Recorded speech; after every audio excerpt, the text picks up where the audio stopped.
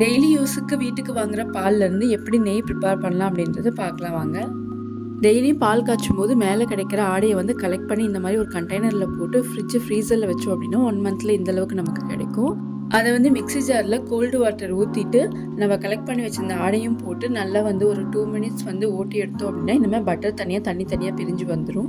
அந்த பட்டர் எடுத்து நல்லா ஒரு 2-3 டைம் கோல்டு வாட்டர்லேயே வந்து நம்ம வாஷ் பண்ணோம் அப்படின்னா அந்த ஸ்மெல்லெல்லாம் இல்லாமல் ரொம்ப நல்லாயிருக்கும்.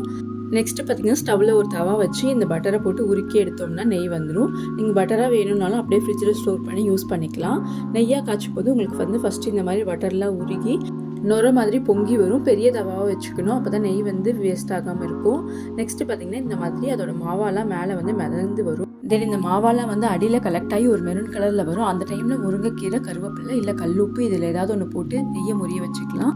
ஃபில்டர் பண்ணி எடுத்திங்கன்னா மணலான நெய் வீட்டிலே தயாராகிடுச்சு. இந்த வீடியோ பிடிச்சது நம்ம சேனலை சப்ஸ்கிரைப் பண்ணி